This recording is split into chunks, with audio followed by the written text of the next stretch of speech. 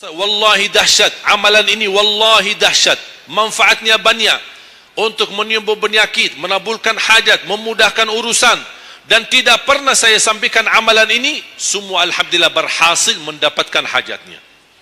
Allahu Rabbi wal Islam dini wa Muhammadan Rasulullah wa yaqini. Oleh karena itu saya kasih satu amalan, insyaallah mudah-mudahan bermanfaat. Sedekah subuh. Sedekah subuh, kenapa saya berkata sedekah subuh?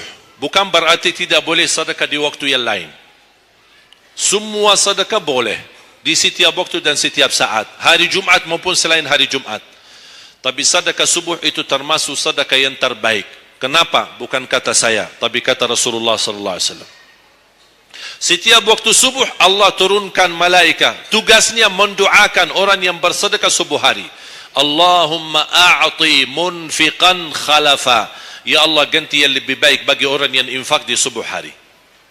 Ibu-ibu lagi halangan tidak salat, sebelum beraktivitas isi sedekah subuh. Anda tidak usah susah-susah mencari anak yatim dan orang miskin di subuh hari. Mulai hari ini masing-masing bikin kotak amal, atau botol, atau kaling, simpan di rumah. Setiap habis salat subuh, sebelum beraktivitas, isi sedekahnya. Apalagi kalau sedekah itu disertai doa.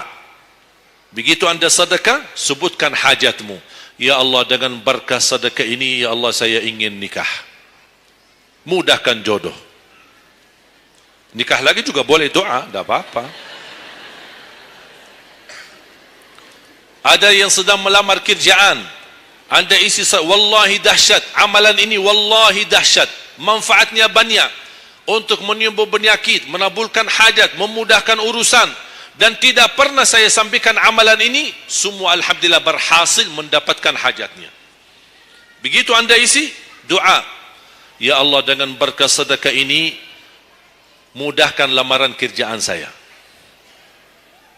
Ya Allah, dengan berkah sedekah ini mohon titipkan pahalanya untuk kedua orang tua saya.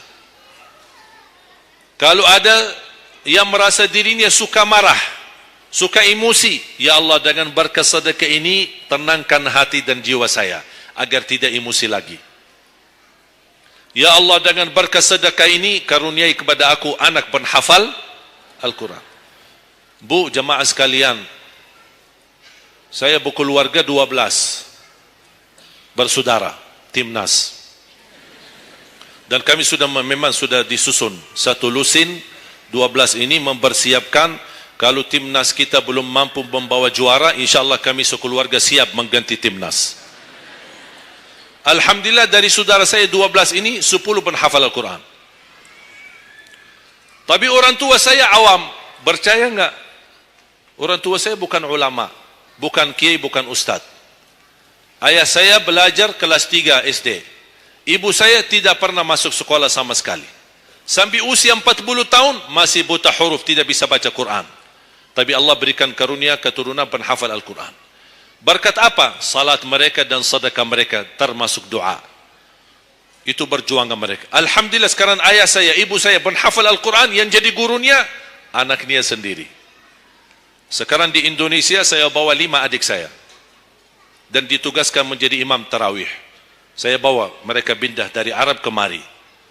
Ada 5. Yang perempuan sudah dinikahkan sama orang Indonesia, orang Jakarta. Dan saya dorong adik saya yang perempuan untuk menghafalkan suaminya biar jadi penghafal Quran.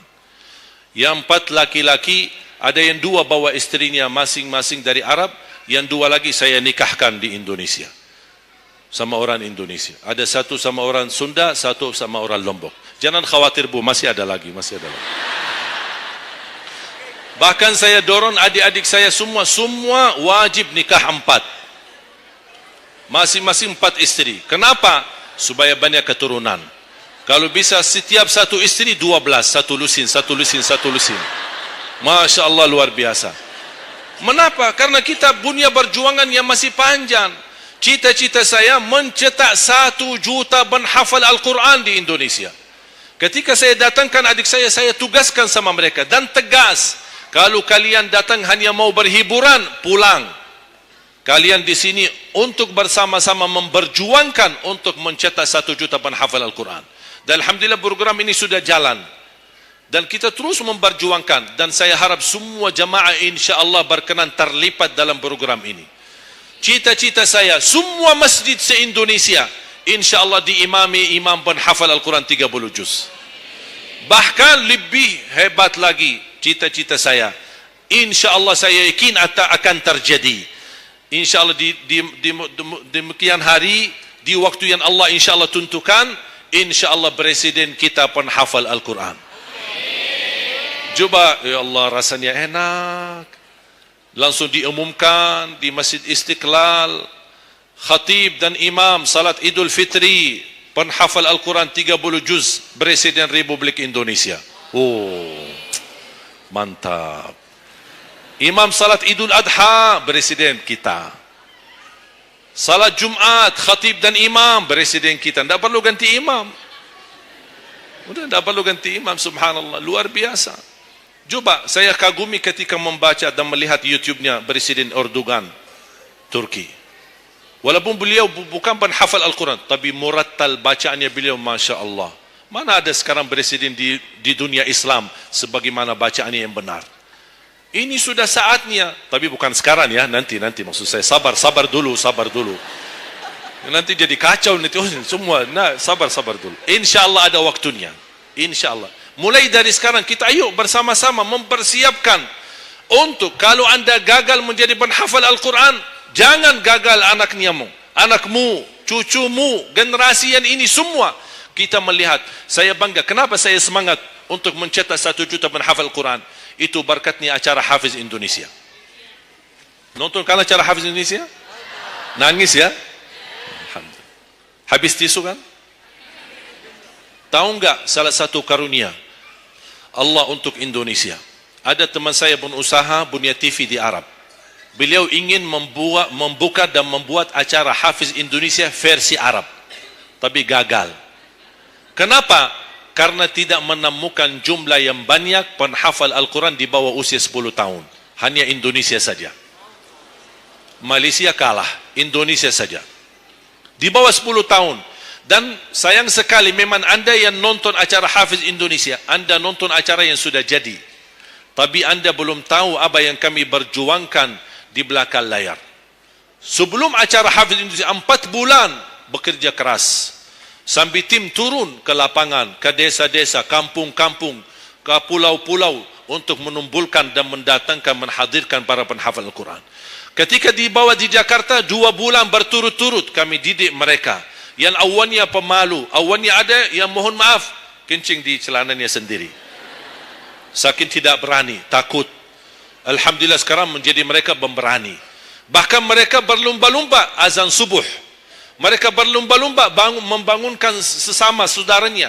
Sama-sama tertib, makan. Kita menghadirkan dokter kesehatan, kita menghadirkan dokter psikologi jiwa untuk menjaga perasaan mereka selama 2 bulan. Didampingi kadang-kadang ibu mereka, didampingi kadang-kadang ayah-ayah mereka.